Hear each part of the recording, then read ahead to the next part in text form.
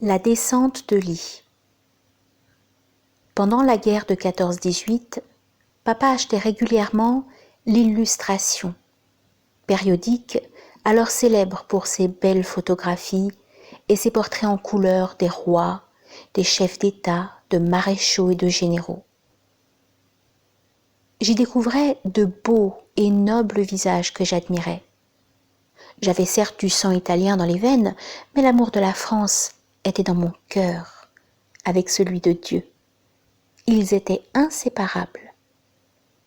Je passais des heures à contempler ces belles images et à lire les articles. Un jour, je découvris des photographies en noir et blanc des tranchées où se trouvaient les soldats. Je saisis alors le sens de l'expression « les poilus », appellation plutôt comique mais tragique en réalité, car leur visage était envahi par une broussaille de cheveux et de poils emmêlés et sales. Leurs yeux étaient hagards ou fermés, témoins d'une souffrance portée à un tel point qu'elle entraînait comme une perte de conscience. Certains, debout, indifférents à toute autre chose, ne s'occupaient que de leurs armes. D'autres, assis, rajustaient au mieux leurs chaussures ou leur uniforme déchiré et maculé.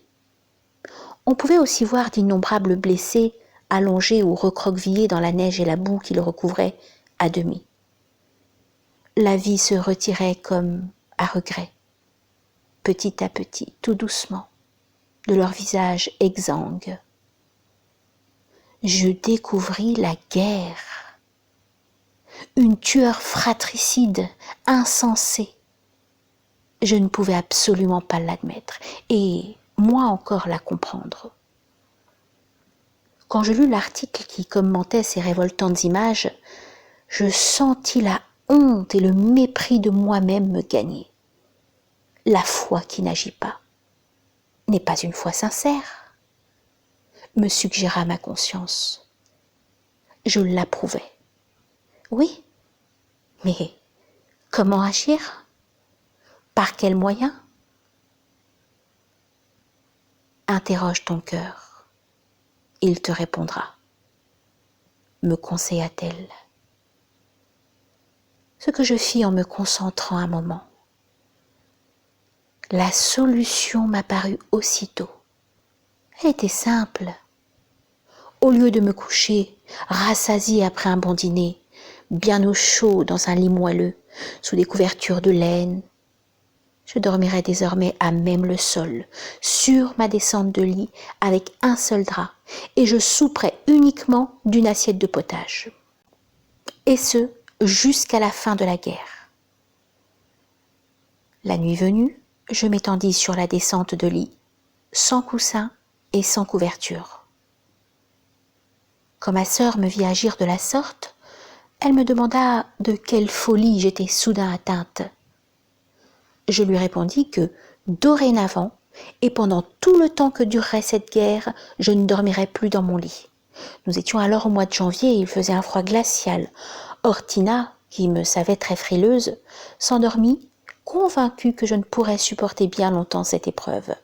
Pourtant, au matin, le lit n'avait pas été défait, et sur ma descente de lit, je dormais comme une bienheureuse. Elle s'empressa d'aller trouver maman pour la mettre au courant. Notre mère s'en émut au point de se précipiter aussitôt dans la chambre. Sans doute se souvenait-elle qu'à l'âge de 3 ans, j'avais failli trépasser à la suite d'un refroidissement. Et me trouvant telle que Tina m'avait décrite, elle me secoua si fort que je me réveillai sur le champ. J'eus droit aux sermons et aux menaces, mais maman, qui me connaissait bien, savait que je me serais fait battre à mort plutôt que de renoncer à ce que ma volonté m'ordonnait.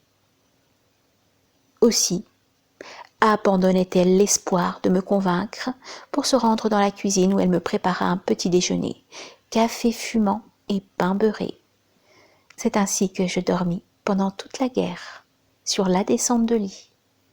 J'en ai gardé jusqu'à ce jour une aversion pour les lits trop mous et trop douillets.